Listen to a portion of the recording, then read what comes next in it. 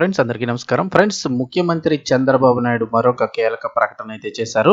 ఇక నుండి ఇలాంటి లోన్లపై అసలు కడితే చాలు వడ్డీ కట్టక్కర్లేదు వడ్డీ మాఫీ అని చెప్పేసి ప్రకటన అయితే చేశారు. సో దానికి సంబంధించిన కంప్లీట్ డీటెయిల్స్ తెలుసుకుందాం. వీడియో అక్కడ స్కిప్ చేయకుండా పూర్తిగా చూడండి. అలాగే తప్పకుండా ఒక లైక్ చేయండి. మరిన్ని అప్డేట్స్ కోసం ఛానల్ని సబ్స్క్రైబ్ చేసుకొని పక్కన బెల్ బటన్ ప్రెస్ చేయండి. ఇంకా వివరాల్లోకి వెళ్ళిపోదాం. అసలు కడితే చాలు వడ్డీ పూర్తిగా మాఫీ.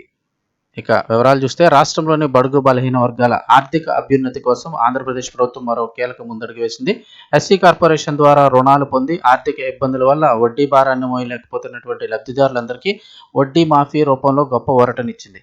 ఈ నిర్ణయం కేవలం ఆర్థిక వెసులుబాటు మాత్రమే కాకుండా రుణగ్రహీతలు తిరిగి ఆర్థికంగా నిలదొక్కునేందుకు ఒక సువర్ణ అవకాశంగా మారనుంది. శనివారం నాడు ఏపీ ప్రభుత్వ ప్రధాన కార్యదర్శి కె విజయానంద్ జిల్లా కలెక్టర్లతో నిర్వహించినటువంటి సమీక్షలో ఈ అంశంపైన స్పష్టమైన ఆదేశాలు జారీ చేశారు.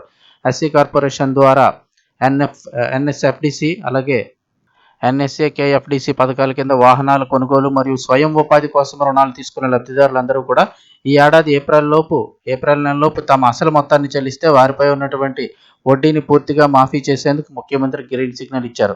ప్రస్తుతం 2 కార్పొరేషన్ల ద్వారా సుమారు 260 కోట్ల అసలు 40 కోట్ల వడ్డీతో కలిపి మొత్తం 300 కోట్ల మేర బకాయిలు ఉన్నాయి. ఈ బకాయిల వసూళ్లపై ప్రత్యేక డ్రైవ్ నిర్వహించి లబ్ధిదారులందరూ ఈ అవకాశాన్ని సద్వినియోగం చేసుకునేలా చూడాలనేసి సిఎస్ కలెక్టర్లను అయితే ఆదేశించారు.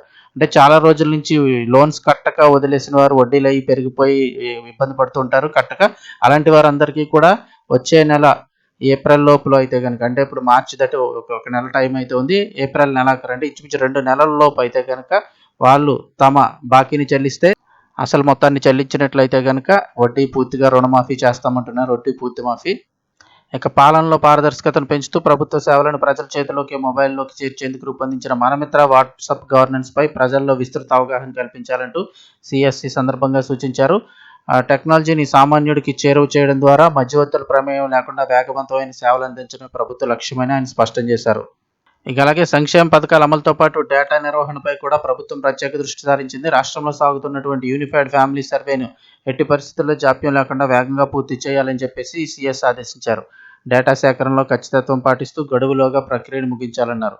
వీటితో పాటు పిఎం కుసుమం పథకం అమలుకు సాంఘిక సంక్షేమ శాఖ ద్వారా మంజూరైన ఇతర రుణాల రికవరీ అంశాలపై కూడా సమావేశంలో కూలంకషంగా చర్చించారు. సో ఓవరాల్గా ఎస్సీ కార్పొరేషన్ లోన్స్ ఎవరైతే ఉంటారో కట్టకుండా ఉన్నాయి, పెండింగ్ ఉన్నవన్నీ కూడా క్లియర్ చేసేసుకున్నట్లయితే వడ్డీ పూర్తిగా మాఫీ చేస్తామని చెప్తున్నారు.